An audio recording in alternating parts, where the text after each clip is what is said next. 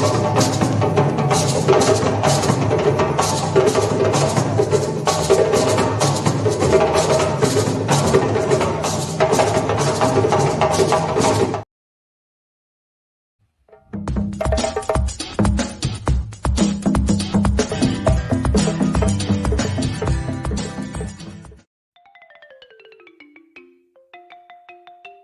are welcome to the Bottom Line Liberia.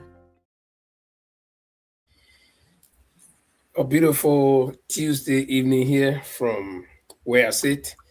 And we want to say welcome to the Bottom Line Liberia discussions. In case you join here the first time, we want to say welcome to you and be a part of us. Tonight we have a lot to discuss. As you know, a lot is happening around us. But let me go to my man Paul de Lorchulupe from England, London specifically, and probably he's been having some wonderful day today, and maybe he can share with us. Paul, what today is Tuesday, and today is the 30th of the third month, so it's 3/3/2026. Yeah, good evening, Info, and good evening to our audience. Yeah, that's right. Time is flying, and we can't believe it that we're already in March. And by next, we'll be talking about getting the middle of March, and then we'll be looking at what we call Easter, and then after Easter, where else? Summer, right? We're already in March. So time is just flying for some reason. Yeah. Well, it's good to be back on the program, and it's also good to be among the living. I'm happy today to be in paradise. Yes, it's good. London is great. The great city of London is here. Everybody is just kind of glued to television and follow what is happening in the Middle East.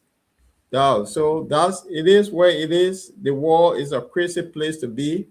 Will be dived into it. And also, Mama Liberia, another crazy country, will be into it as well. What say you, my brother? How you're in? Well, the good news I have is that we have sunshine. Um, from yesterday, we've been in a positive degree. Today, we were positive also. And tomorrow is going to be, and we're going to be like maybe from now till Friday, Saturday, going to be positive. So, and guess what? It's a lot of water everywhere because the snow is trying to melt, and so it's a lot of water everywhere. But I mean, all in all, it's good to be here. And like you mentioned, we just living in times where uncertainty looms over our head. We don't know what's happening. We don't know if we are gearing up to the Third World War. And the first one, people say it wasn't a world war, it was a European war, but they just blended a world war. But this one, if there will be one, I guess it will be a world war because other people will get involved from other continents. So we hope, and that nothing will happen. But the pace at which things are moving, it's very hard to determine or to even know what's going to happen in the next few minutes. So, but it's good that we stay here. And basically, before we start the show, right? Of course, we're going to play our theme song. But before we start the show, I just want to ask you, the situation that unfolded over the weekend, was it a surprise to you? No, it wasn't. Because the thing is, I think we talked about it on this show. If you build all your military might and you show the world that you're the most sophisticated person, and to just pull out, it will be a defeat. So what really happened, they needed to show face, and then they show face now, and it seems to, but we'll discuss it. We knew it was going to happen. We just knew it was going to happen. So if you did it with somebody who crazy, this is where you get, we knew it was going to happen. But to our audience, kind of share the show. Be very interesting today. Very, very interesting. Okay, thank you, Paul. Well, guys, if you join you the first time again, let me say welcome to the Bottom Line Liberia discussions. My name is Linford Goer, and Paul the Lorchulupe with me tonight. Or hopefully, our other panelists will be joining us. But I'm going to take our usual break, and we'll be back. And the reason why we usually take this break to play the song is that we want you to help us to share the show. And in case you just joining, we got to give you a chance to settle maybe you grab your cup of coffee like me, and get ready so we can start the show. That's why we normally play the theme song. And besides that, this song has a meaning to our Liberian political dispensation. So that's why we normally play it. So please join us right after the song, and we're going to be going to actual business. Through trials and tribulations, you have prevailed. Your spirit is unbreakable, never derailed. With a rich heritage and culture and grace, Liberia, you are the land we embrace. You are welcome to the Bottom Line Liberia.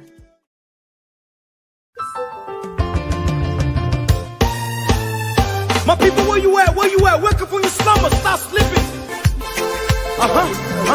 Whip your hands, whip your hands, whip your hands, whip your.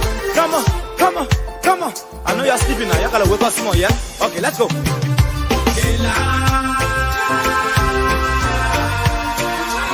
people who us, the people lie to us, the government betray us, so much. I said they lie. The people who us, the people lie to us, the government betray us. They can lie, they can steal, they will not go. I said we tired with their lies, we tired with their promises that led us to all our damages. We tired with that speech they preach in thee, and now unique they deceive us. The thing we saw, it frustrate us. So why did you lie? Why did you steal? Why did you allow the citizens to be? You see, we just tell you that why we voted you. But you screw us, you screw us, you use us and later on abuse us. So why? The government should lie. Why? But that's the question that we ask. They lie. The people fool us. The people lie to us. The government betray us. So much. I said they lie. The people fool us, the people lie to us, the government betray us. They can lie, they can steal, they will not corrupt. I said no one to trust.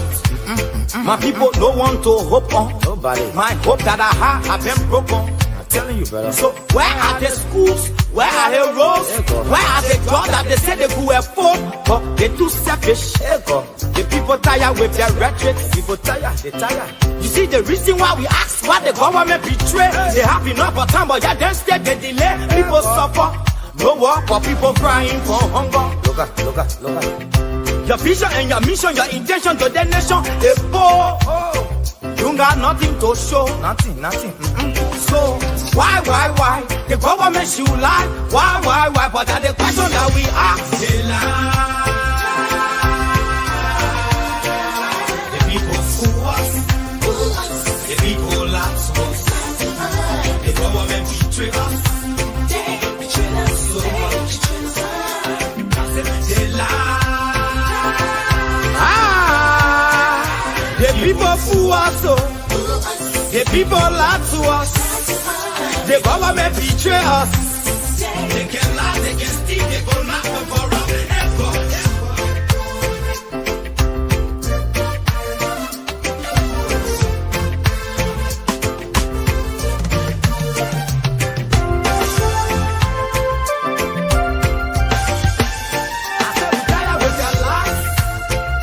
We tired with their promises that led us to all our damages. We tired with that speech they preach in thee, and now unique they deceive us. The thing we saw, it frustrate us. So why did you lie? Why did you steal? Why did you allow the citizens to grieve? You see, we just tell you that why we voted you. But you fool us. You screw us, you use us and later on abuse us. So why? The government should lie. Why? But that's the question that we ask. The people fool us. The people lie to us. The government betray us. So much. I said they lie.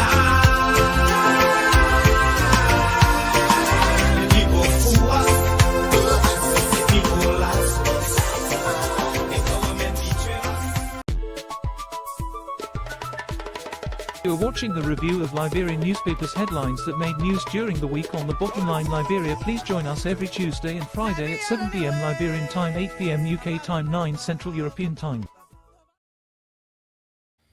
Welcome, and as you already heard, this is a review of major headlines in the Liberian dailies and, of course, around the world.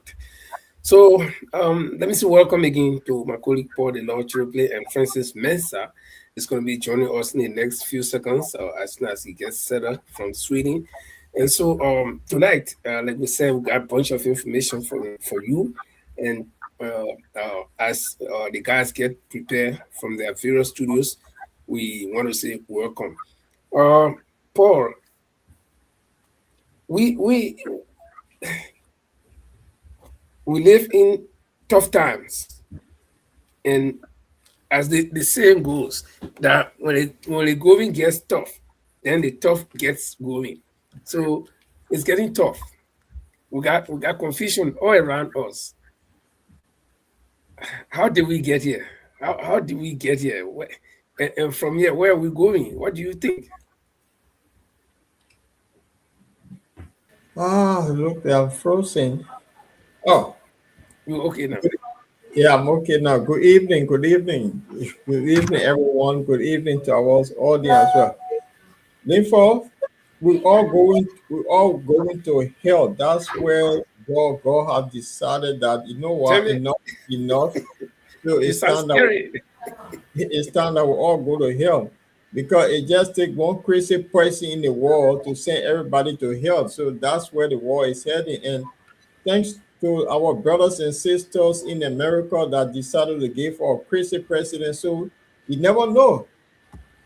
One madman one day will wake up tomorrow and say, okay, this is what we're going to do. So this is where we're heading. The war is being led by some crazy people. So the crazy people, what happened? They will take us all to hell. Welcome, Francie.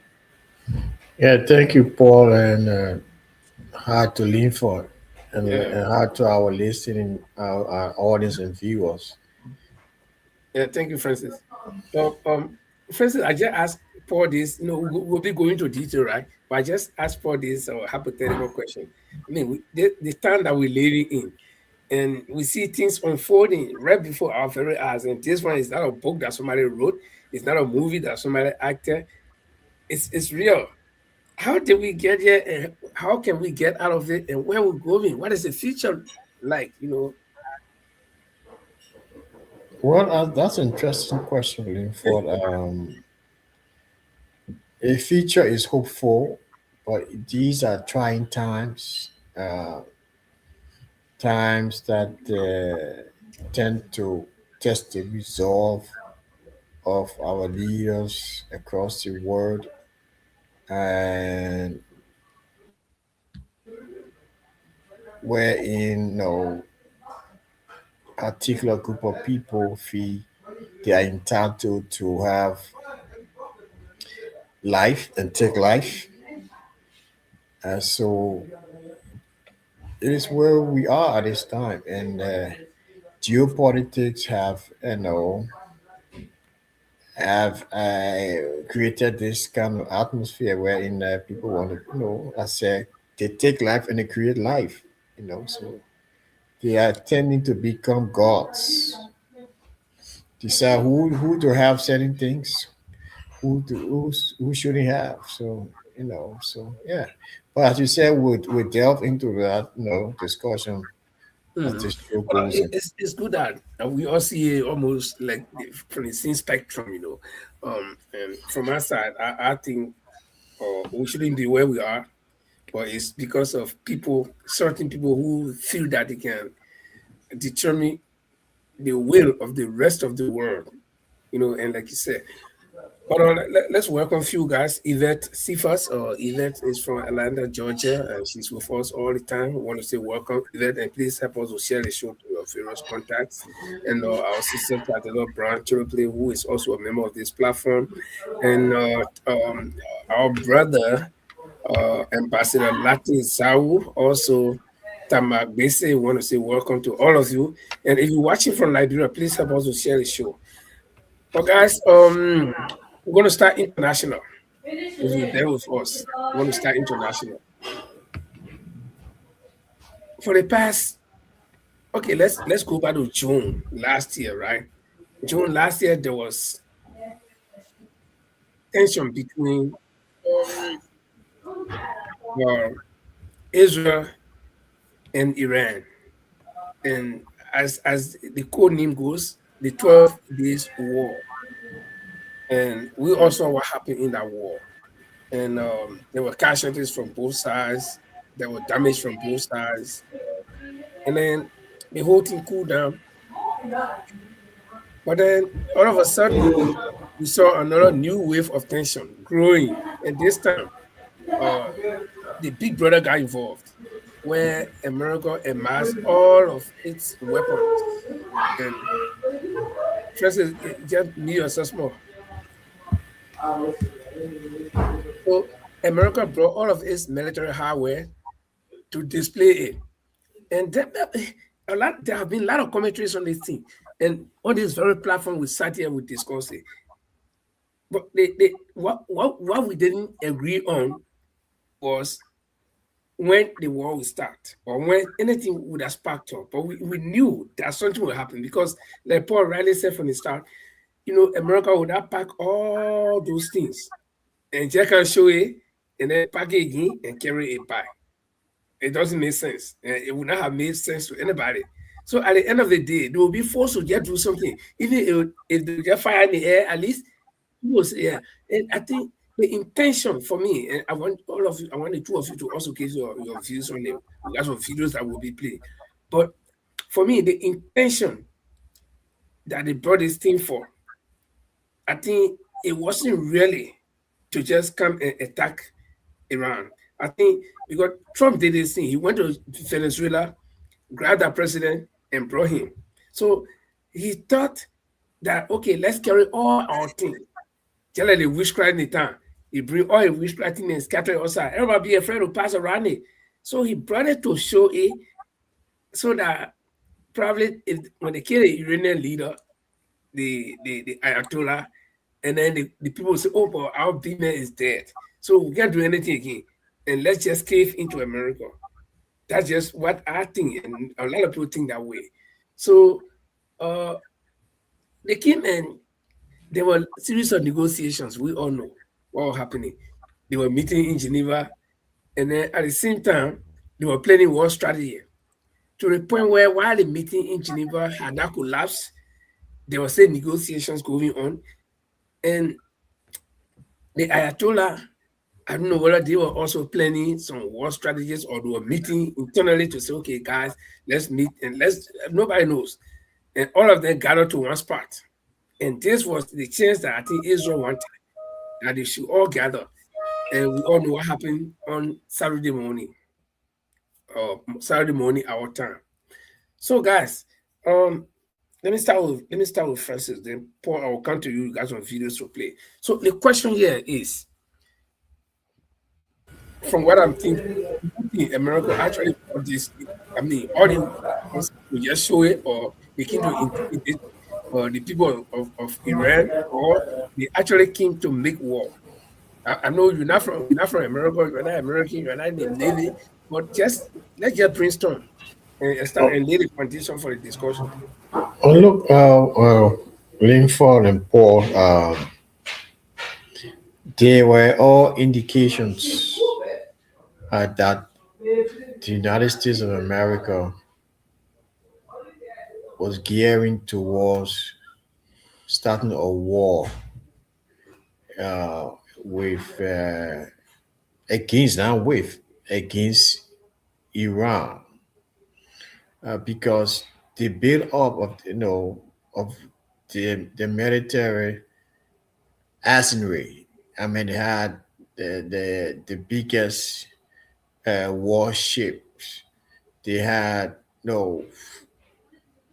you name it. They had everything strategically surrounding Iran, and I would be remiss to say that the intention was not to start a war. Israel who has been pushing this behind the scene, and they did a very good job. The Mossad, the intelligence, because they infiltrated the Iranian, security, so to speak, because this guy, he was not using cell phone anymore. I mean, his cell phone was specially made now for him because Israel could detect his movement. So he and his people, so I would want to believe that there was some inside or mode that that teleguided the strikes and then told them where the guys were. Because as you said, the Mossad were very effective, and it couldn't have been done in isolation. There was some internal mode spy that within the setting surrounding of the Ayatollah and his people. So in short, I mean, it was intended for war.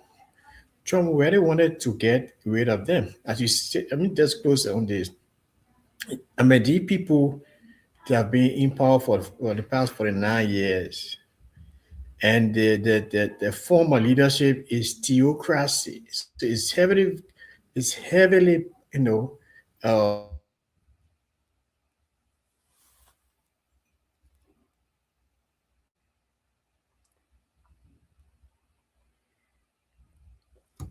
I think Francis is frozen. Yeah, Paul, you can chime in. Store it in the fridge, cold water, or the microwave. Don't leave it on the counter. Paul, you are mute. Oh, okay. You can hear me now, bro? Sure. Yeah, what Francis was saying, I think I tend to agree with him that it was insular. Well, but this insular thing started with the protests. But the Western media have a way of propagating the wrong story to their people. That protest, it was, and what the Iranians said, that it was people that were inside the Mossad and the CIA that instigated that whole protest. And then they were within that group, they have people killing people to make it look like it's Iranian that killing their own people. So they wanted something to build up. So these guys said, and they called some of them, they called the people. So the Iranian went to sleep. They actually went to sleep. That they didn't learn from the first negotiation Trump had with them. They were in negotiation. What happened? Israel bombed. American came in again. This time around, they started the same negotiation. Why negotiate on something that this guy keep telling you, I'm not going to build nuclear weapon, but you say, okay, Trump said they destroy their nuclear site in June. So think on it. The site was destroyed. Yeah, so why you wanted to why you wanted to say we not continue nothing there again? Yeah, they first telling you we're not building something, but they're telling them no, give for everything. Fine. It's not a nuclear weapon now, but we want you to give all your long-range missile. Yeah. To get rid of, because we don't want it to reach Israel. The guy said no. So it's Israel that telling America they have to reduce their weapon. So how on earth I'm leaving my house, I got what? Dogs in my yard to protect me, and they said no, get rid of the dogs. Yeah, keep the cat. Yeah, I can walk on you. This is the situation. The person said no. What we got here is to benefit and to protect us. But we can't get rid of this thing. When it comes to the uranium, we're doing it for our own research. We're not building nuclear weapons. We have Inspector Ben coming year in, year out. But the guy who pushing you, he have the nuclear weapon. No one knows. There haven't been any international inspection to go see what Israel have. But you keep pushing us. So, the June 12 days war. Netanyahu went to war. When he came back, it was 12 days war. This one happened again. He went back to where I think the guy got something over this confused Donald Trump, to be honest. So he dictated to the American, do what we say. So the American go with whatever Netanyahu say. Remember the Gulf War? It was the same Netanyahu that told the world that, yeah, it just, if Iran have this weapon of mass destruction that George Bush bought into it, they lied to the nation, they went, and what happened? A lot of American, British, and other Western allies, they brought their children home in body bags. This time around, you see, all of them in the background say they support him, but they don't want to go up front. Why? You know the guy you're dealing with, it's not Venezuela, it's not Saddam Hussein. And what made this so complicated now, because the Iranian is an ideology that was bought by the people. You cannot destroy ideology by bombing from the air. So you kill one, but then the structure remains because the thing is written in on black and white. This is how we govern. So you eliminate one, another person will take control. So how can you get rid of ideology that don't benefit you because of Israel? So what about they've been warning the American, if you attack us, then we can reach you. But we know you get bases all around here, we'll go after you. And he thought these guys were bluffing. So this is where we are now. They call their bluff. So yes, this is where we are. Yeah, very good. That you brought that point. Now, yeah, Francis was in flight when he got booted off. So Francis, I guess you want to continue, and then I'll ask one question, and then we can also discuss it again. No, I mean, just to sum up is that no, there was a clear intention to attack Iran. This is an unprovoked attack, and there's no way that America can validate this attack. Iran is a sovereign country. It has the right to have its nuclear weapons or whatever weapons, just like America, Israel, any other country. If you perceive the people as being enemies and being threat to the world, they themselves see you as threat to them as well. So why not? So so yeah. So as I stated earlier, Add something there, Francis. Over and over, the Western media will carry this story that people buy into. The aggressor in the Middle East, they always use the word Israel have the right to defend itself. But Israel will be bombing other countries, they will not condemn. And the one they claim to be the Buku man in the place, he said there, they say, oh, the guy support Hezbollah, he's a terrorist guy that the guy causing a lot of trouble. But the main troublemaker is the one that you support. Then you propagate and say he's a nicer guy. That guy been bombing everywhere. It's the same people that want honest whole group of people, but they have the right to defend themselves. So I don't know how people look at it. They just been crazy on the Western side. Now the Buku men they brought on us decide to do something crazy. What happened now? They have no solution or anywhere they started. Okay, that brings me to the point, the point I want to make. You see, it's like the three of us here, we're walking, and depending on the two of you, then I go pick first, hoping that I will carry the two of you to fight for me. But now know that a guy that I'm picking first with, the two of us even ever him. So what was the point that America had to bring in all those things? Because by this time, I would have thought that the moment they kill the Ayatollah or when they were bombing that morning, they were going to sustain the bombing until by now Iran should be dust, But then all of a sudden, when Iran started retaliating and all the Buku men started retreating, that they had to even take the Abraham Lincoln and the Gerald Ford and carry them to Israel, water. Don't you see this as as a flop? Don't you see this as a failure in the war that America actually failed? Yeah, this is not the first time they did it in Vietnam, though.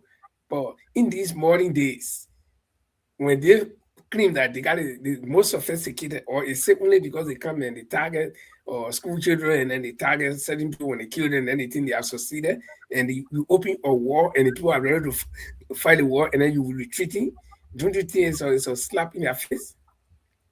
But Linford, let me ask you, if you're strong enough to beat somebody, don't throw stone and run. Why can't you get on the ground and physically attack the person? So America on a war, they're fighting these days that hit and run. They throw stone and run. So they will not put boots on the ground because they know what happened where the 32 nations that back NATO. What happened in Iraq? How many people got killed? So they will not put boots on the ground. So how will you get rid of the ideology that is already embedded in the people? By throwing stone, you just dumping. And how will you get the people there? They're not going to change their way of thinking. That's what they believe in. So you want to change and say, oh, let's change, get rid of the head. But you get rid of the head, another. So the Ayatollah that they got rid of, they could now end up with the worst Ayatollah. That could be another somebody that is more radical could step in. And what they will do again, they will propagate that, oh, these people, they are the most evil people in the world. But okay, let me ask you this one. You think even if a new Ayatollah the Ayatollah is attached or a new leader gets there, you think these people, Israel and America, will have the guts again to go after him? Learning what they have experienced in the past few days.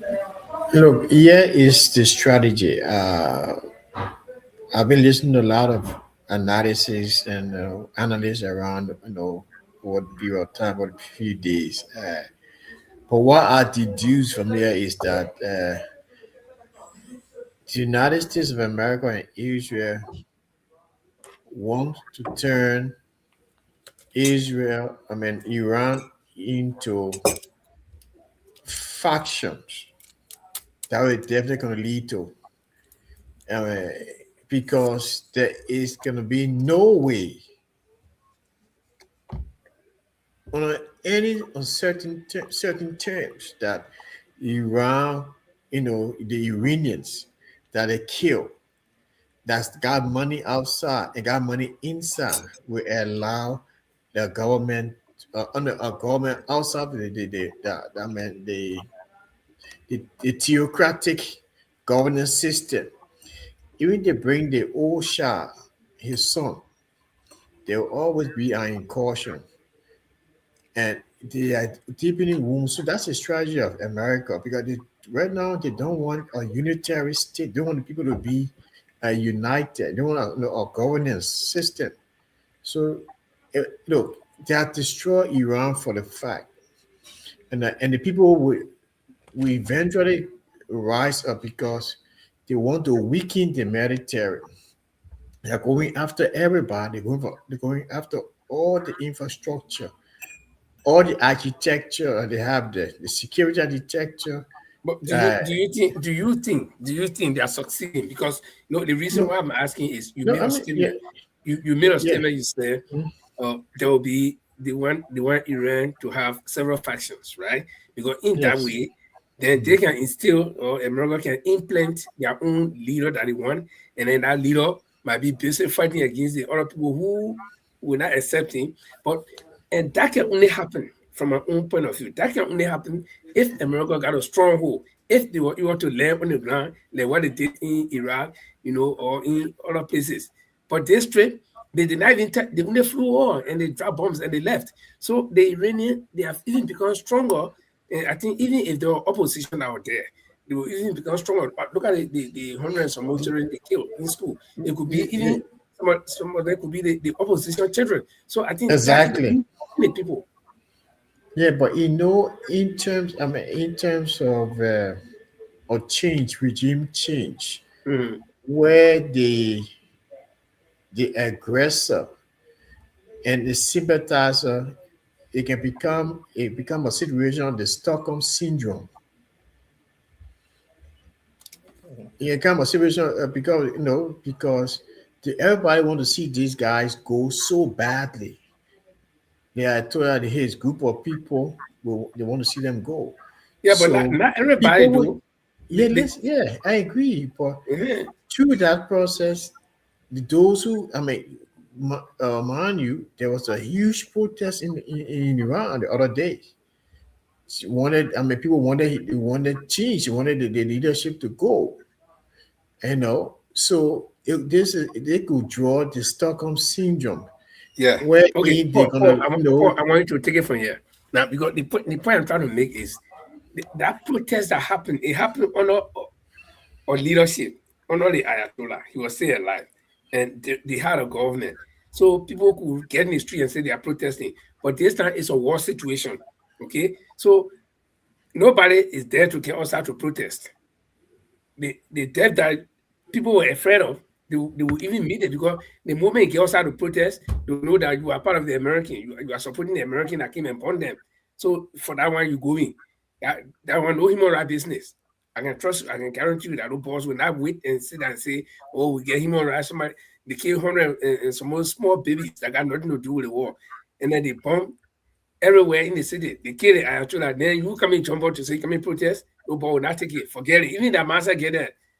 Trust me, I don't think they'll do it. So that would be a different situation. I don't see anybody getting us out of protest. But that could only happen also if, like I said, if America. Lifa, I just cited the protest because there was a growing dissent in the country.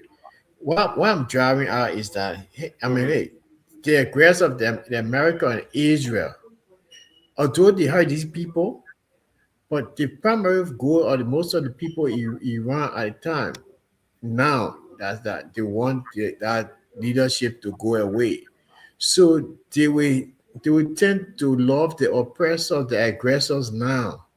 So when things settle down and they can find a structure, a permanent governance structure, that when they themselves will start to revolt, and it will be too late. Then that's how come the country will have this internal disorganization. Okay. We look forward to that. Let me roll something here regarding to their structure. This government stay in place. Let me roll the thing here, and this woman analyze how their governance system structure. So let me play this. It's a few Since minutes. the killing of Iran's supreme leader Ayatollah Ali Khamenei, US officials and even some celebratory rallies abroad might have you believe it's mission accomplished. The mothership of terrorism is sinking. The captain is dead. But let me explain why killing Khamenei doesn't mean what they say it does, that the Islamic Republic is over. First, the Republic itself is designed to survive. It's a system, not a person. And that's codified in the constitution, which Iranians approved of through 2 national referendums. The killing of Khamenei has already triggered Article 111, which stipulates that in the event of a leadership vacancy, a temporary 3-member council takes over. Those members are the President, Masoud Pezeshkian, the head of the judiciary, Gholam Hossein Mohsenejai, and Ayatollah Alireza Arafi, a member of the 12-man Guardian Council. They manage the country until the Assembly of Experts can meet and elect a new leader. The Constitution says that's supposed to happen as soon as possible, but that's the unknown here, when and how. The Assembly's only ever convened once to choose a new leader, in 1989 when Ayatollah Ruhollah Khomeini died. The Constitution states that if the Assembly of Experts can't find a suitable leader, one of its members is to be elected. Now, the Supreme Leader had no publicly designated successor, but there had been discussions about one since last June's 12-day war. Some names have arisen: Mohammad Mehdi Mirbagheri Arafi himself, Hashem Hosseini Bushiri. Now that's the official stuff, and whether that works depends on something else, the unofficial stuff. Although this temporary council is in charge, power centres in Iran currently revolve around unelected individuals and groups, often simply called the deep state by analysts. Now that includes elite elements of the Revolutionary Guard. And we know that Iran's command structure and operational capabilities are working. The immediate retaliatory strikes on US bases in regional countries proves as much. And despite the heavy bombing, especially in Tehran, law and order seems to be maintained. As yet, there have been no public defections from the circle of elites, including in the IRGC, despite encouragement and claims by Donald Trump. Now, Trump has said he's planning to talk to Iran, but we don't know to whom or where the US and Israel will stop when it comes to killing people in positions of power. The US and Israel certainly show no signs of letting up. Will they just keep killing everyone until they find someone to work with? 3 days in, it's not looking like the regime change they say it is.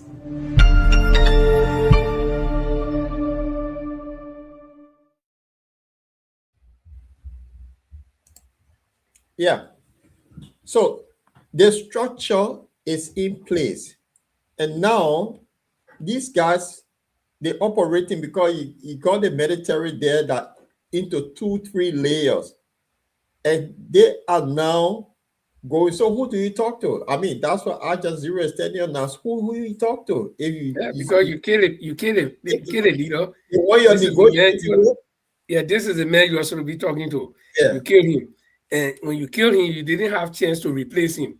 And the government replaced that man. And that the government is the one you're fighting. So who are you going to talk to? Now they are saying no. But do you think this was a miscalculation? Because the reason I'm asking is this thing is not the first time they had this experience from Haiti when they overthrew Jean Baptiste. Okay. And Papa Doc, I think Papa Doc. Then they went on to Iraq. They did the same thing. At least in Iraq, they were on the ground. In fact, in Afghanistan, okay, they were there for several years and they had to run away and even leave some equipment there, military equipment. Then Iraq, Libya, forget it. So everywhere they went to with this idea of regime change, it didn't work because they didn't have a chance to actually put somebody there, except in the same Iran where 1979 when they put the Shah. Okay, and that Shah was there for 20-something years. Okay, and he was enjoying the immunity from the Americans, so they kept him there for a while until this revolution that moved him. So you see, all the places they went, they have not succeeded in this, or with this idea of regime change, and we'll put our own president, and will be, maybe it's going to work in Venezuela. So, do you think this one was a miscalculation? And again, if the video, the lady said something that even though they attack Iran, but the resolve of the Iranian people, the army, the military is even stronger, that they had to retaliate. They didn't lay down their arms. After they killed the Ayatollah, they didn't say, okay, we finished, let's run. No, they started showing that they can fight. And I think this is where America caught itself saying no. But this thing we thought we were going to be like the Venezuela incident, but this one is different. Okay, and number one, the first thing I know before any of you coming, the first thing I was thinking that, and this is why I kept thinking, why would America do this? I felt that it was a mistake from even the last one we had the program. I felt that it was a mistake. You're going to fight far away. You're not fighting at home, where you got your manufacturing factories, where you got your everything, your base or everything. So you depend on a few scanty bases around, and then you take all of your heavy weapons and carry it.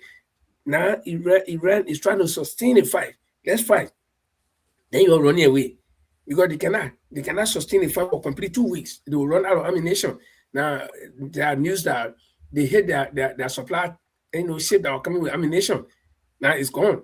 So you got to bring new one again. And so I don't know. Do you guys think that this was a miscalculation or it was just something? Talk to me, because I don't know what it did. Well, Linford, if most analysts are been saying that Donald Trump made a mistake, and the fact that he made a mistake, he followed Netanyahu, who always wanted to topple a government.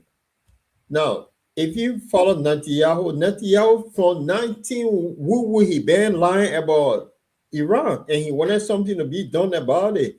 It was all the country that Netanyahu went behind. He managed to get the Americans to go. So Syria, they had dictator. They didn't have ideology. Libya, you had Gaddafi, that one person. Iraq, you have Saddam Hussein. So those places, it was easy that if you topple the head, because it was like a family and friends going, if you topple the head, the whole system collapsed. But in this case, that this guy is almost like socialism, that it's an ideology that people bought to say, oh, when we move the head, that means the ideology died. No. So this is where they found that if you talk about mistake, this is where they made a mistake. And now what happened here is the people in Iran been followed by a lot of people also. You see, in Lebanon, in Pakistan, these are how they call it. They call them the Shia. The Shia Muslims. Yeah, the Shia Muslim. So the top on the head of the Shia Muslim, it does not mean that they will not function. Now, if you want the ideology to die, you must put boots on the ground. But then if you put boots on the ground, you now have more problem on him, because you beat people from how they call it, Pakistan will be coming in to support their Shia brothers. So you see, they make it more complicated. But what Iran is doing now, they're going after the neighbors that are hosting the American bases. So they won't get them involved or putting sense in their heads. If you don't do something, you next. Israel is coming for you next, because no other country in the region will be powerful than Israel. There's something in the U.S. Senate. Somebody said something the last time, say after Iran, the next country is Turkey, because Turkey is powerful in our region. So they want Israel should be the only one in our region. So the mistake Donald Trump made by going with Israel and to sell it now to the, you see why Britain and other countries that always go with America decide this time, say no, we're not going. We're not going. Think on it. The moment America say fine, UK jump behind it, but this time around said no, we're not going, because they know they got made a mistake. Beside a mistake, I think all the European countries or the NATO countries, they know exactly that in this organization called NATO, there is no commitment. It's only interest. So if America can promise it, and Trump said it, that they have to do something in Greenland. So that Greenland thing, I think it played a major role, because right now they war in Iran. What if Great Britain jumps and go there to go start fighting? The other EU countries will say, oh, but this Great Britain, didn't you see that Trump wants to take one of our our NATO member countries' property? So so I think the Trump have made a mistake everywhere. He has created more enemies, no more friends, and he's left alone. Because see, when UAE, one of the countries, Trump said something that carry all those everything, it will scare them. Yes, that's what I was talking. The idea it will scare them. So when bomb, we kill the head, then the people say that he say it's time now for you to take over your country. I've done the work. Yes. But now he realized, no, this is not Venezuela where the CIA, when they brought the generals, they say, oh, we'll get you a free way to go pick up our president.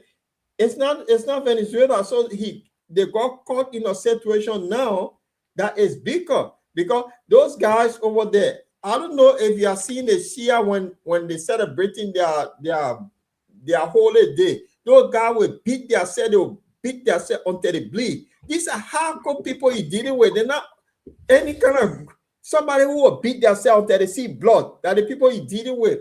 So and guess what? These Shias, they are scattered all over the Middle East. Now, and if you want to make a comparison or the equivalence of the Shia, you'll be talking about the Pope. In the Christian faith, you'll be talking about the Pope, the most higher man. So you kill this man, and you think, even if that's what I say, that's what I was trying to tell Francis. Even if there were enemies or there were opposition in Iran against the government. But the fact that you kill their leader, I think that alone will give them momentum and say, no, but this thing is too much. It's beyond politics, you see. So it will be seen as as an affront to their faith, and they'll defend it at all costs. And you know, these Muslims, all religions, even Christians, they have their commitment to their God. So these Muslims, they believe in their religion, in their faith. So you don't just play. These are the Paul is saying. Somebody who will beat himself and they see blood. Somebody who will tap belt on his waist to go explode himself. These guys are brave. Can you imagine? So but let's go to America. I got a video to play. How is your friend said chime in before you go to America. You want to say something? Yeah, Francis, go ahead, man. Because the team, man, the team. Look, I guess you are entrenched in this. I mean, has taken. I mean, you want to go on and on, but it's okay. Look, what I sense here is that, look, American strategy might work to the extent that if the people have the resolve, if they have the guts to stand up, because that's the intention. Trump said, Paul already stated, I've done the dirty work, y'all come up. But the people do not have the guts. So there's still no members of the Islamic Revolutionary Guard stayed around. The security apparatus is intact. So the strategy is to continue to bomb anywhere. Where the guys going to meet, there was a plane meeting today. Israel attempted to bomb that place, but the guys were somewhere else. Yeah, where they were planning to go have the council meeting. Israel bombed that very place. And there was somebody guys who just named, they are supposed to have attended that meeting. But you know, their own intel turned out to go there. So Israel, as the lady said, bomb and kill, bomb and kill, bomb and kill until you subdue, you come to the last person. And that will amount to genocide, that will amount to human rights abuses. And that when the people will rise up. And that's quick. Let me go to Turkey. Turkey is not stupid. Where Turkey did before Sweden and other countries joined NATO, Turkey ordered, their condition was to have some of the most sophisticated airplanes and militaries, hardware for the United States and England. So when that was the condition, and to them for Sweden to turn over 2 or 3 dissidents here, but that didn't happen. But Turkey got all the weapons, and now Turkey is building the second layer of its air defense system. Because they invested in the country. Turkey is so beautiful. Turkey, the technology is there. Turkey is competing with Dubai. That's what the people from Dubai don't like. The similar things in Dubai, like similar things in Turkey now. So Turkey is tending to be the number one destination in the whole West Asian region. So I mean, if they attempt Turkey, will be another hard-fought war. So we can move on to the next topic. Okay, just before we go on, because the video I want to play is how Americans are feeling back home. But before that, let's look at the religious connection. Now that there is a war between Israel, America, and Iran. Okay, Israel and America, I mean, on the one side, and Iran alone. Then the same Israel has got problem with other countries in that same region, like Syria, like Palestine. What if, because we are hearing reports or news that the I call it Hezbollah or what is other group name? They all try Hamas. to, yeah, they all So try they to got now. the Assad brigade, or they all fight, or they all trade or sending rockets now to Israel. Yeah, Hamas, I mean, Hezbollah is doing that. The Assad brigade is yeah. joining So they will say, Hezbollah. well, since you are attack one of us on the other side, and you've been doing this thing to us all the time, you attack one of us on the other side, we can also open. You think it's going to be healthy for Israel? Because what I see a big catastrophe. Israel will be in the middle, Syria on the other side, and Palestine on the other side. Even though Palestine does not have that much, but at least they can trickle them, they can throw that little petrol bomb, and all these things. Then Israel will be engaged, and of course, Iran is a very heavy power. So the little one that Israel have, they'll be trying to contain the Hezbollah and the other group. At the same time, Iran is bombing them, and the question is, how long will America stay there and be helping them? So don't you see this thing in some kind of way? And all of countries will just when they get tired with the whole thing and say, "No, listen, we can't sit and see Iran suffering, and then we're going to join Iran too." I mean, this is my fear. Yeah, but Linfo, the whole thing here is Israel also jealous of places like Saudi Arabia and those other Arab states that are progressing. This war here, and Tucker Carlson did a short video or something that is happening there, but the West will not talk about it because they're supposed to be in alliance. So before it just occurred 45-second thing. Just listen to this and then let's see what's the question you asked. I think this is what the guy is. So it's probably not, hasn't been reported, but it's a fact that last night in Qatar and Saudi Arabia, authorities arrested Mossad agents planning on committing bombings in those countries. Now, that's weird. That doesn't make any sense. Why would the Israelis be committing bombings in two Gulf countries, which are also being attacked by Iran? Aren't they on the same side? No. Israel wants to hurt Iran and Qatar and UAE and Saudi and Bahrain and Oman and Kuwait. And they've succeeded.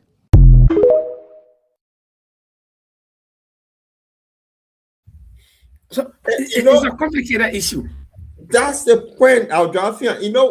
The reason why I brought in Turkey, because Turkey is the most powerful one after the people they're going after.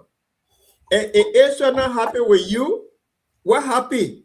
The crazy country called America, for whatever reason that Israel go over there, if Israel doing a bad thing, they will stick with them. So this is the problem now. All of these things that you're talking about, the coinage, I said when they put boots on the ground, that will be more messier than because you get people coming from Pakistan. They're coming. And you remember when the Iraq war, people are leaving the UK and other places are going to join them. They're just waiting for that moment that put boots on the ground. I want to stick my neck up on this one. I know what Francis might have different opinion, but I want to stick my neck up on this one that America, Israel, forget it. The best they can do is what they are doing now, to bomb. And the good thing is that Iran is in proximity of Israel, so they can fly from anywhere, any other business and kind of bomb, drop few bombs and go. But to say they put in even a chicken on the ground, forget it. It will not happen. You know the reason why? No, and I'll stress this point again.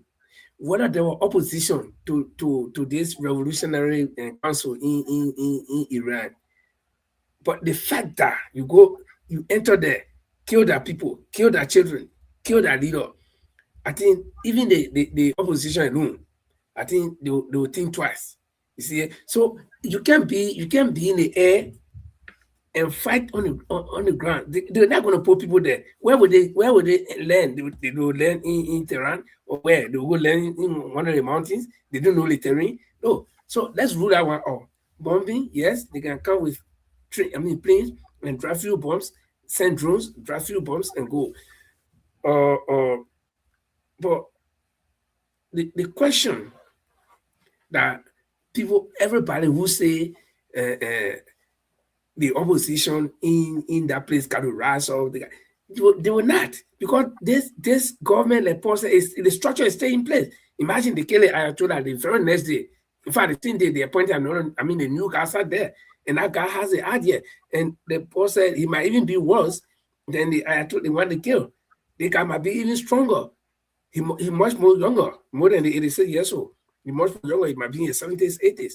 Okay, so it's a long haul. There is no way that anybody will get in the street to say they want to go oppose. No, you'll be a dead man. In fact, I saw one picture where they say they arrested a guy who was in the house with the Ayatollah, but just 10 minutes before they bombed the place, he left. So people are suspecting that he even sold the information to Israel. But another thing I learned somewhere was that I think in the whole Middle East, Iran is the country that hosts the largest number of Jews, Israelis, okay? And they even got a synagogue there.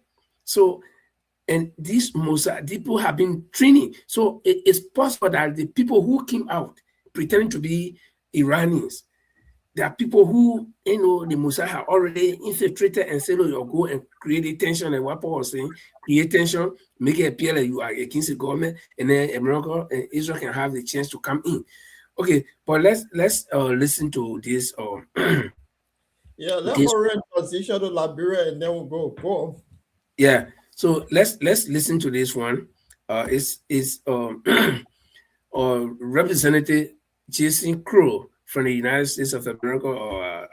I didn't really pay attention to which state he represents, but let's hear what he has to say. How people feel about the war. I served 3 combat tours in Iraq and Afghanistan, was sent to war to help enrich oil companies and oil executives, saw Americans give their lives, saw people have to go on tour after tour after tour while people in this building failed to take the votes, failed to debate, failed to take votes to pay for it, so it added to our debt. So I'm sorry, I get pretty damn hot as a 3-time combat veteran when a 5-time draft dodger like Donald Trump bangs the war drums and talks tough about sending our men and women into battle into harm's way yet again. Because what I learned years ago is that when elites in Washington, D.C. bang the war drums and talk tough, they're not talking about sending their kids into battle. They're talking about sending people like me and the people behind me into war. Working class folks from towns around this country, from rural areas, from small towns. They're the ones that have to jump into tanks and pick up rifles and jump into helicopters and do the tough thing. Well, I've had enough of it. The appetite in America for endless wars and endless conflict, for trillions of dollars just to pad the pockets of big oil and large executives, it should be done. I served 3 combat tours in Iraq.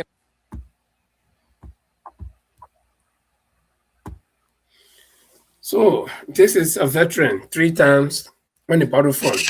On top ones too, Iran, Afghanistan, 2 times in Iran, 1 time in Afghanistan. And then he's referring to Donald Trump, 5-time draft dodger. Every time they draft the guy, he either sick or something happening, he can't go. But he's a guy who is beating the war drum. He's a guy amassing troops to go fight. And this one is not political office. To lead a troop to go fight, this is not political office to say, try something. You're playing with human lives. Now, the situation has exploded because the original intention was, okay, let's do the Venezuela thing. Take the leader out, and then the people will say, okay, yeah, we give up. Okay, carry all the PB things, show to them. Say, you don't give up. We've killed the leader. And now you don't give up. We'll do the one to you. But the people say, no, can't kill all already. We are ready. Okay, so this planning was poor, and I think the mistake that Donald Trump made is going to backfire. It's already backfiring. So I don't see, Francis, again, I will come back to you. I don't see the people of Iran rising against their own leadership now. They'll have to bear it until that country gets back to order. and it's going to be tougher. And I can tell you that there will be no more negotiation with anybody. In fact, the guys are saying they're not negotiating with anybody anymore, and they will be right, because how can we be sitting on a negotiation table, then he pass behind, or he go and bomb our people? And like we were just seeing, they almost wanted to bomb the place where the new council was to be meeting today. So, and then Donald Trump is calling to negotiate with who? Even me, I will not do it. You know, one time Charles Taylor said something. He said, first food is not a food, but the second food is a damn food. Because it's just like you pregnant a woman, you run away from a woman when she's pregnant, she deliver. Then you come back again, you fool her again, she pregnant. Then you go, you run away again. The third time you come back, and that woman agreed, then she's not a wise person. So this time, I don't think there will be any negotiation. They will do it the hard way. And, I hate to say this, but I think I like the way the Iranians are doing it. They say, you can't kill already, you brought everything. We're not running away. You can't, we're ready for it. Don't do it like everything finish one time.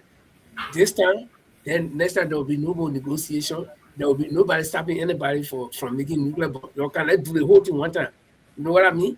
Like, you've been picking for me whole day. So today I said, oh, for it, come beat me and kill me one time. When finish. You're not coming back again. So, we can transition, or I said that I don't know if you got anything to say regarding that topic, and then we can transition. Yeah, I think we need a transition, but before we transition, I just want to say this. They would not kill everybody in Iran. Not possible. Just guys already have the scene knowledge. The people that came up with that thing that they've been building. Not everybody would die. So when they come back, it is the border with radical. They will not build a nuclear weapon. Just go to Pakistan and buy it. You got to do anything again, because if you get it now, then they don't test you. So let transition, man. Let transition. The whole thing is my fear. But another country, people forgot, but they already the Russian and Ukrainian thing going on. Nobody know what is happening there. You can't hear no news. They fail already there, because I mean you got NATO, you got but what's going on now? What has it? Nobody know. Yeah. No, but the thing is that they have emboldened the Russians more. When you go there to full fight. I mean, that's the F yourself. I mean, if you guys listen, if you guys look at it, Trump has been proposing he think Putin doesn't really listen. Putin is the devil in your house. The KGB kind of diplomat. He talk, he shake his hand, we meet and does he doesn't listen. Because Russia has all the weapons that Israel has, but Russia is taking its time. Now they start using some, because the more they burn fire in Iran or other places like the southern Lebanon and other places, Russia can take one or eight from there and use it in Ukraine. So that's to remind us we got the same thing you got. So so I mean, so it's a little bit complicated to bomb the guy into submission. But hey, the Americans, some of the Republican Party is very annoyed. They're angry. How Trump went about this thing following Israel. They got a couple of them on YouTube and other places. Watch it. Yeah, but that transition to Liberia, guys, time is fast. That's true. Liberia, interesting place. So we'll end up with Liberia. And Liberia, there are always stories in Liberia. And this time around, we'll end up with Senator Darius DeLong, the most corny senator that came to power when the CPP supported him. This is the guy that meant to be in office, that he was going to expose the loophole in the legislature, people, the money they were making. He was going to tell the nation how much they were making. He was only going to take 5,000 and get the money back to the nation, and blah blah blah. He was sort of be the light in the house to shine for the people of Liberia. But then they got somersaulted. Just 2 months in office, he took vehicle when the public cried.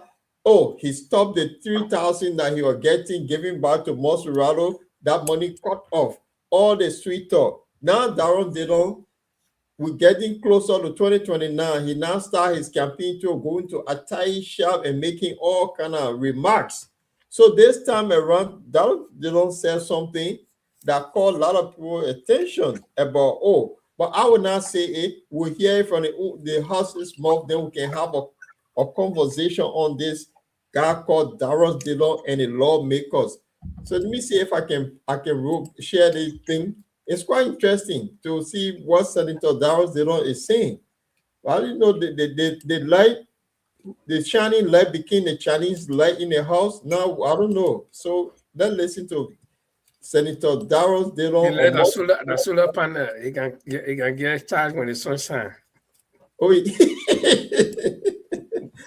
let's see if we can listen to Senator Darius Dillon. Let me see if I can put this in all the solar light. Okay, Mr. Dillon, let's listen.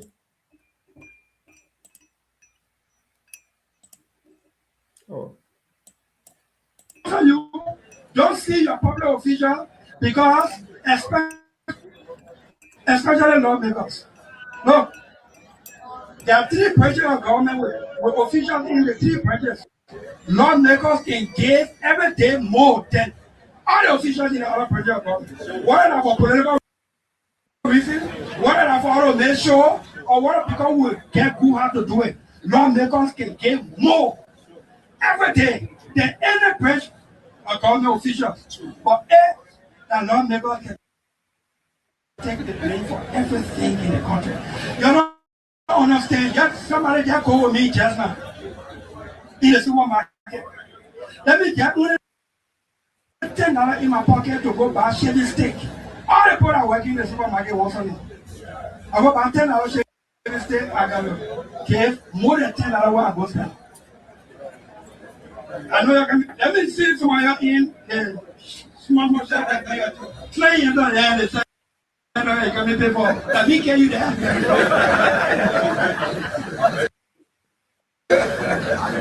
I'll get you that.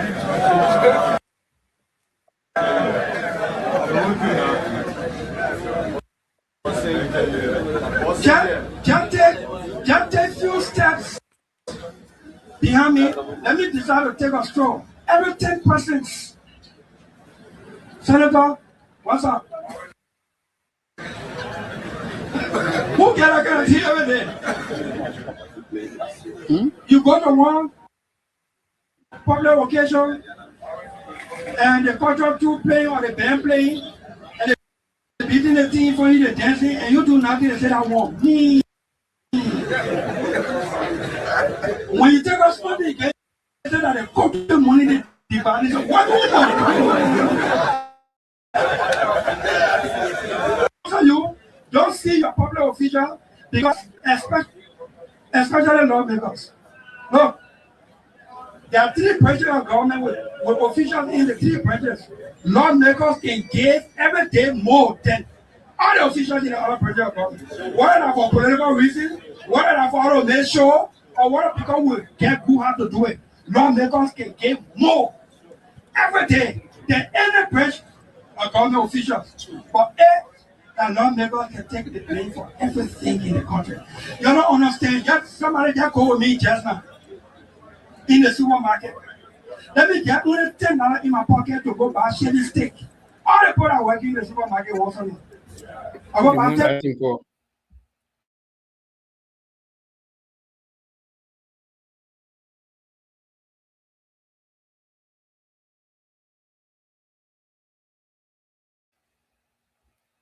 It's difficult to remove? Okay, wait.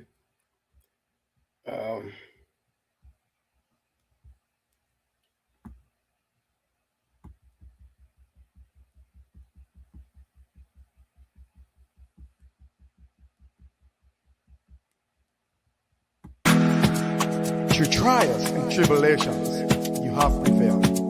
The spirit is unbreakable, never derailed. With a rich heritage and culture and grace, Liberia, you are the land where you praise. You are welcome to the Bottom Line Liberia. Well, welcome to the Bottom Line Liberia discussion. Sorry, our main poor got stuck there, and so he's coming back for sure. But Francis, you heard Dylan. But on a serious note, right? I think I admire Dylan. He's a typical Liberian politician. I admire the guy with all his frauds. I admire him because he knows exactly what the people need to hear. He knows exactly when to come to the people. And that's why Liberian politicians like. Liberian politicians are unlike other people in other parts of the world or the Liberian populace. Our citizens, our Liberian citizens, including me, we are different kind of people. We like people who can lie.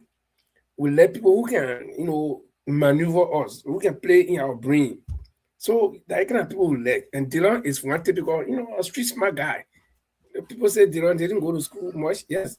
And you don't need to go to school to get a PhD or master's degree to be smart. Some who got master's degree were not smart. Okay. So, but Dylan is a smart guy. He knows how to play his game. And this guy, as you know, elections will be soon be around. He knows how the ground is. And trust me, that Dylan that you see that went beyond Unity Party, from Liberty Party to Unity Party as a steward, you may just be surprised that during the election, the guy will study the political landscape. And if there is green grass somewhere across the water, he may capitulate, but we haven't reached that part yet. But Francis, I'm telling you, this is my opinion, yeah, that Dylan is my kind of politician because the guy knows when to reach the people and what to tell them because he knows exactly what they want to hear. He being part of the people from the grassroots. What do you think about him? I think Dylan, he has played his part. People were not electing from the ANC and the CDC because his stance did not support communist presidency. So, he supported UP administration boycott. Why actually he was saying that it's a fact that the representatives spend more money daily than any other government official. The fact is that they have a fixed term, 6 years, 9 years, so they know a government official and some part of the executive, you can be fired tomorrow and nobody will beg you for money. That's only for the guys are consistent.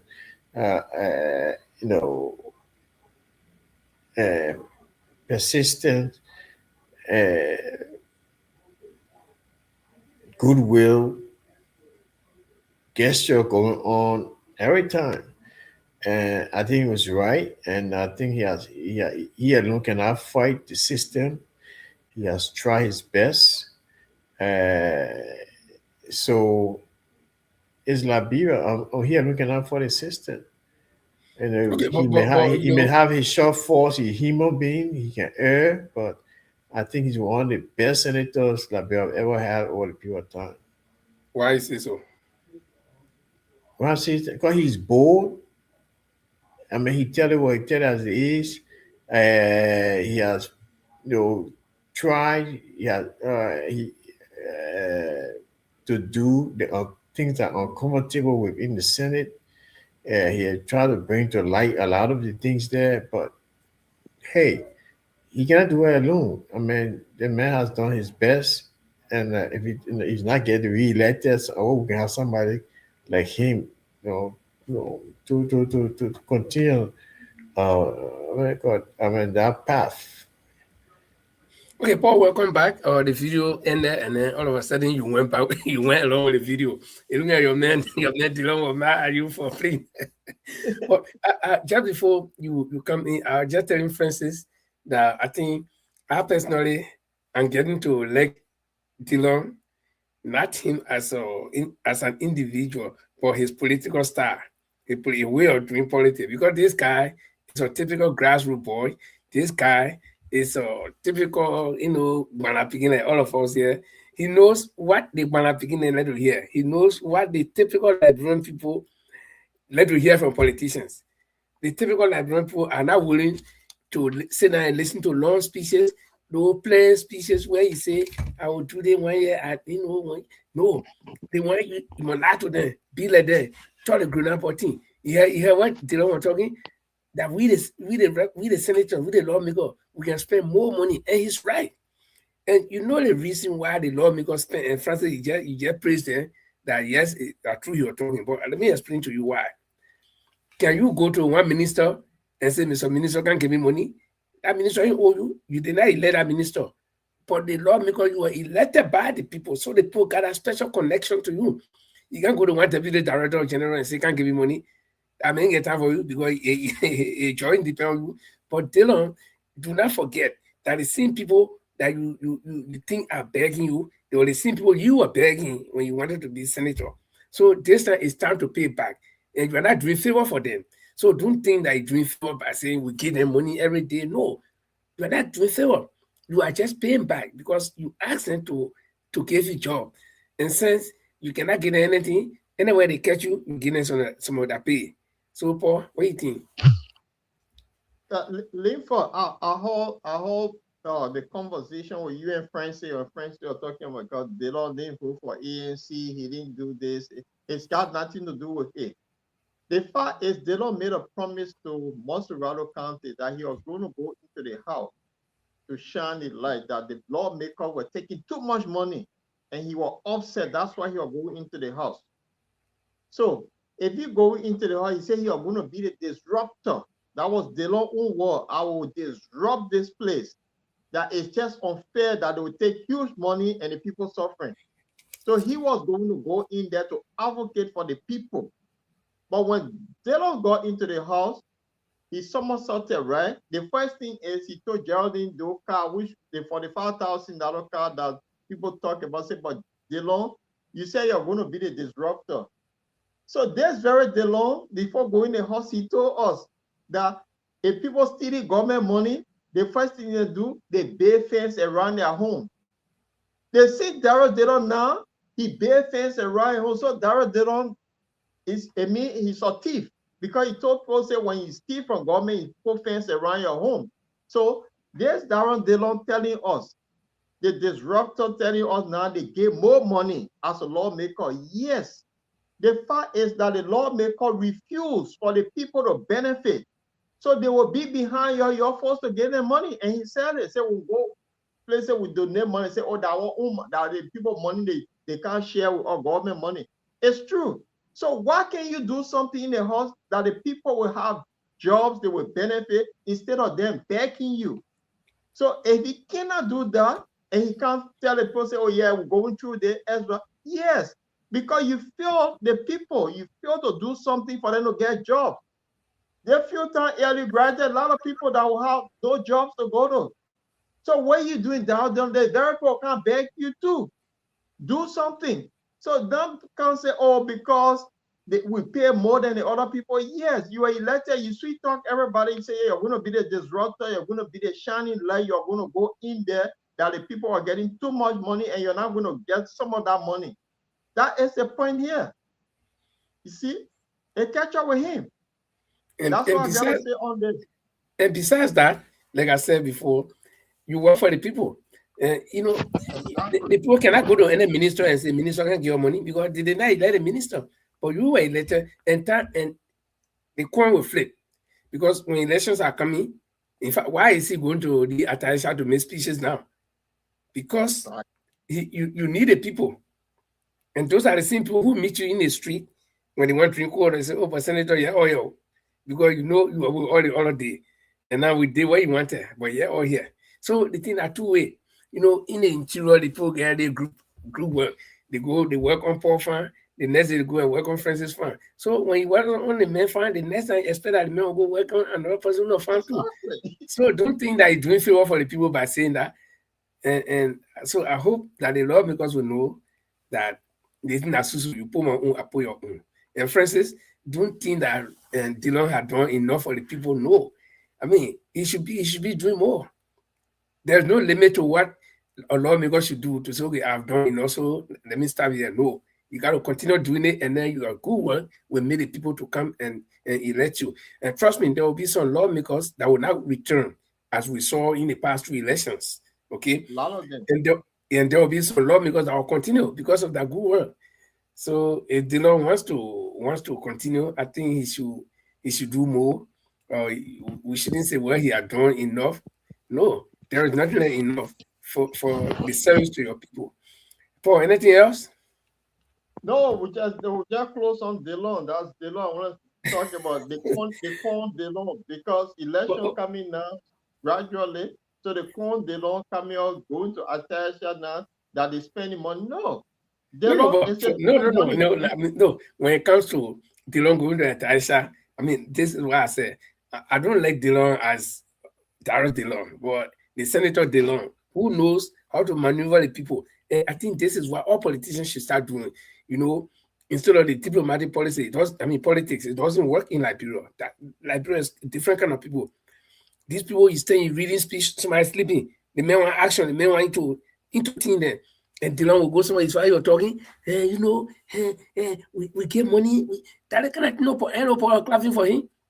Nobody in a crowd will tell you so about Mr. Senator, that's a role because he came to order to vote for you. That's why we ask you for money to do her job. Somebody will have told him that, but they're clapping for him because that's what they want to hear.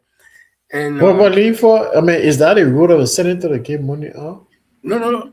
That's what I say. In Liberian politics. Oh, okay. Yeah, in Liberian politics. But it's not part of the rule. No. It's not part of that rule, but they are made to.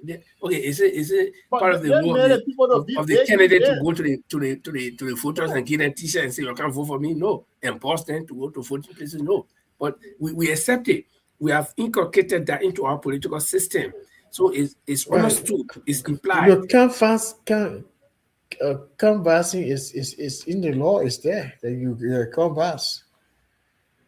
Yeah, but is there. Yeah, so when you do that, then you should also know that there will be a repercussion. If you do that, if you come to me, you give me T-shirt, you give me black or red, you take me from a hall, you take me to point B to go vote for you. It's understood. So when I catch you to point C, I expect you to do something for me too. Let me ask you, why should the lawmakers allow people to go to their residence to beg for money? Lawmakers don't have common sense that if we do something for these people, they will not come sit into our house because the lawmakers in Liberia, they seize the whole country money. They're the problem. Yeah, but I don't think the lawmakers allow the people to go to their house. They don't use the word allow, but the people go there. They allow it because what Darren Dillon is saying. We pay more than the other people. You're not sort of be paying them. It's not a role. You sort of go there to fix the problem for them to benefit. That's what they elected you. But you're not sort of be the one to give them cash to be the hand-up person. No. And hey, that is wrong. Brother, that technical thing you're talking, I know what you're talking about, technical, because these people you will need in the future. That's what I say. No. If you go to Sierra Leone, you go to Ghana, and go to other places, people don't go back in the lawmakers because in Liberia, they take all the money. They get 3 cars, and you send it to, you get 3 cars in what? In 9 years. If you representative, you get 2 vehicles in 9 years. The government gas it. They give gas plate. They take all the salary. No jobs for the people. And the people elect you to go back into your house. So create a condition for the people not to go back in you. That is the point. Yeah, it's understood. But again, come back to my point. Liberia, we are different people. The system is there, the structure is there, but we have mango A. Let me put it in Liberian way, right? We have mango A. So it not fit our system, and that's why the people can tell us when you come from here, you go to say, my man, that Liberia you're gonna do it a different way. Imagine policemen catch you, or in Liberia, policemen stop or go in the man. Oh, how you doing? I say, yeah. I say, we already say, but who own the car? I say, my man, who own the car? You know what people in Liberia? I say, hey, I have my GM in the past. I say, my man, give me one of those portal. I pass it through the window, policeman take it, put in your pocket. You want a man to see it. That Liberia way there. You see it? You can't do that anywhere else. You can't degrade president. That president hopefully you can't degrade president. No more. Friends understand the system, you know. So the policeman, the man want to know ever win the car, but officer, you know ever in Liberia. And so I said, Mama Chia, I said, I said, Chia, give me one photo. They're playing your pocket. You want a minute, sit down to see it. So we no, and this is everywhere. Even in Europe, we know how to fit in the European system too, right? Yeah, there's certain things we can do here. It can work elsewhere. So everywhere get out in the culture. But for me, I say Darren Dillon is winning my heart politically because the guy know how to deal with the people, and that's why I encourage all like my own political leader. Go to the board, sit down with them, talk to them. They think no diplomacy. The people they say, oh, that man, in the first place, your CV alone can make the people scary. See that man, a big old that man, a big man in the women. So when you can't, even if the people want to come close to you, they'll be scared. You see? Quickly, guys, before we go, let me share one story with you. In my town, we got a lot of people. My town is one of the luckiest towns in Bon County, right? Small town, but we got more than almost 10 people outside. Some people in Australia, America, and plenty. So other people can be jealous of us or the surrounding villages. So then, but most of our people from the project, when they go in that town, they'll go sit down in their house, they lock it door, they scared of the people there. And I didn't know that until the first time I went by in 2014. I didn't know, so I just went out mingling with people. So people start calling people, how you working with the people? How you not scared? When the other people kind of, I said, but why? They said, no, So I said, but I haven't been in the town for 14 years. It was told me 14 years before I went by in 2014. I said, but I haven't been here. I stepped on nobody too. So what you want? I didn't know.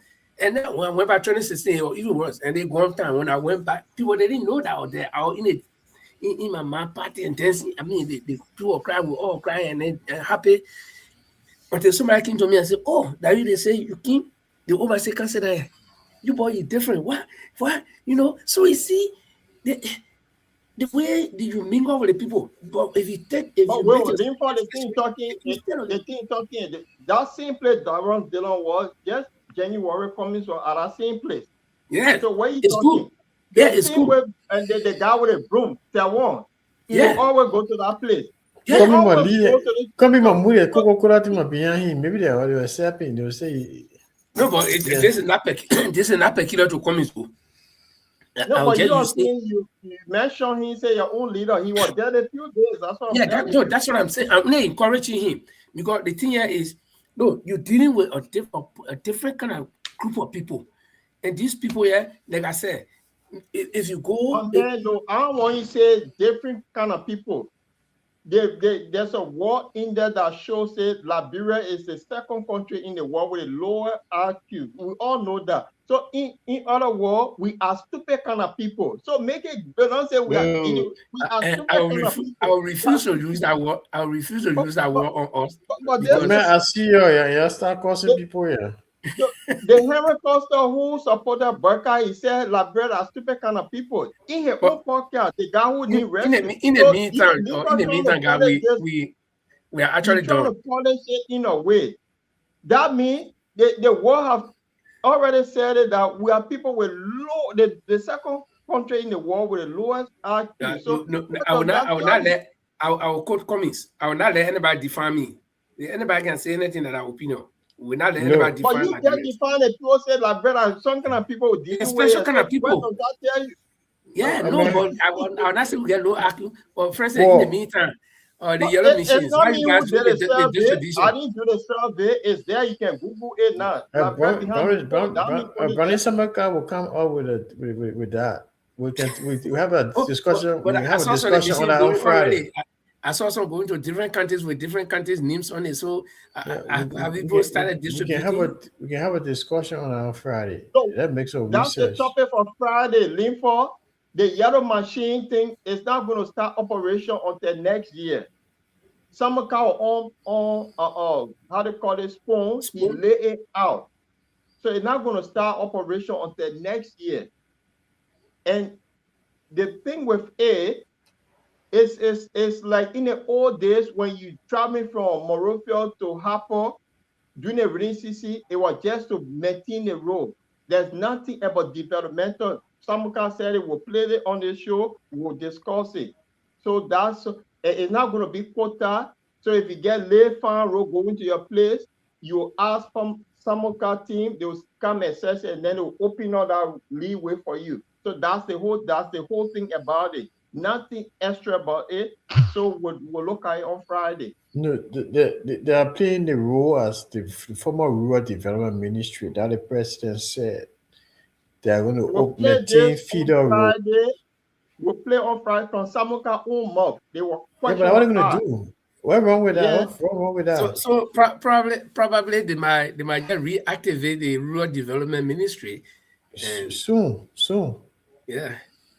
Well, anyway, guys, I think it was good being here, and let's say thank you to those of you guys who were with us, Tamagbese, Sau, and the rest of the people, our sister Chadela, and also Yvette. So I want to say thank you, and the rest of you guys. There's a lot of people on my screen here on my personal page, but I don't have time to go because there's a lot of things popping up. So we just want to say thank you. We'll be here on Friday, guys. We hope that new development will take place. And today there was some bombing again in Tehran, the Iranian capital. We don't know. Maybe when we wake up tomorrow, we might hear that Iran has also retaliated. And I don't know whether Iran will continue to bomb the American installations, even though most of that are disabled. But if I were Iran, I think I'll focus on Israel once and for all. Use exactly.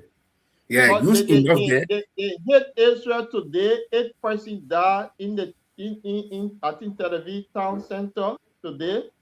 Oh, they wow. also hit the American embassy in this place here, Saudi Arabia. Yeah. But let me take it back. Let me take it back. When I said if I were Iran, I would be hitting Israel. Let me take it back. I take that one back. I take it back. I'm not Iran, and I don't support anybody in the war. See, I've reached a point where I'm not religious. I don't belong to any religion, but I'm a very good person. I'm a morally good person. I feel for human life. I know war is not good. I'm a product of war. We came from war. I know what war does. So I feel sorry for all sides because nobody is supposed to die prematurely for somebody foolishness that is started. And this is the unfairness I see. And these are some of the things that made me not to even believe in God. Because this one stupid guy sit down and play that he want to fight war, then other people who know nothing about it, they when they shoot the gun, it's supposed to go to the people who plan the war. They don't want to be dying, but the ordinary people die. So then, where is the God? So I get that's why I get decided to be me. I'm not depending on nobody. I depend on myself. Finish. So guys, we'll end here and let me not prolong the conversation. So Paul, you're gonna come back. You're gonna be here on Sunday, right? We'll be back on Sunday with a guest on Sunday, but the flyer will be us. So on okay. Friday, So let me get reminded people what will happen on Sunday.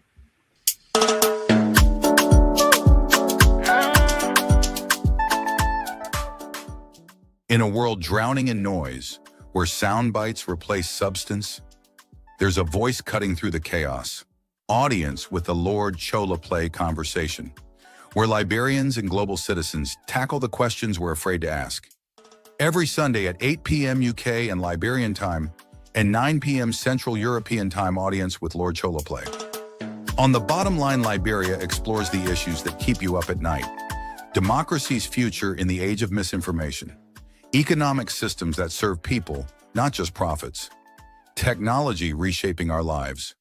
Reconciliation, development, and the crisis of meaning in modern Liberia. No easy answers, no tribalism, just intellectual courage, genuine curiosity, and the willingness to wrestle with complexity together.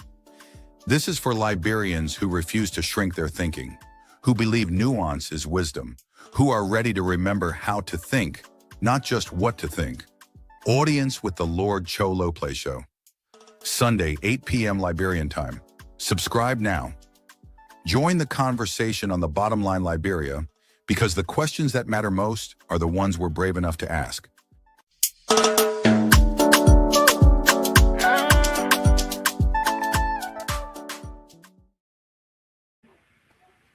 Okay, thank you so much, guys, for watching, and my name is Linford Goer from Norway, and Paul is in. Paul, you know what I'm laughing, right? Read a comment down there. I see the thing of Jefferson. Yeah, Jefferson Grave. I mean, there is nothing like God saying that. So when God inside you, so once people go make a war, then other people who know nothing about it die. Turn that bullet around, then you go to the guy who brought it. But we'll be here on Friday. Jeff, you can join us on Friday. We are here every your zone you believe in, but you can help him build that medicine to carry to Europe to help the Iranians. No, my man. Our zone medicine is different. We know how we can do it. Nothing can cross water. He can't cross the ocean.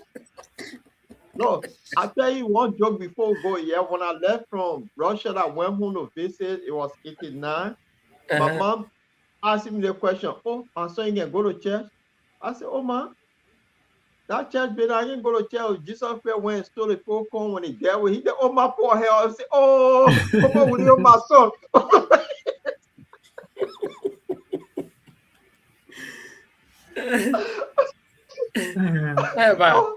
But anyway, let me just say a shout out to Victor Gray.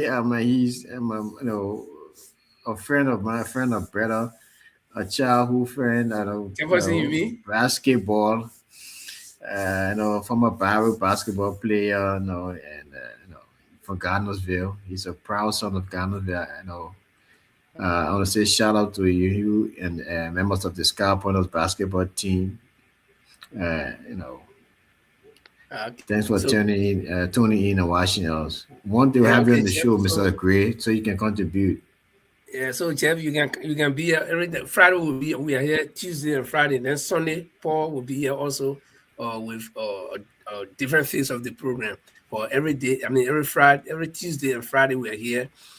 We got, I think 7 o'clock Liberian time, and we'll soon be dropping the time, but we're informing. He's in the States, Rhode Island. Rhode Island. Okay, yeah, you on the East Coast, so you got 6 hours behind. Also, just do your calculation. So, guys, we'll be here on Friday again with a fresh edition of the program. Until then, stay good and stay calm. Okay, guys.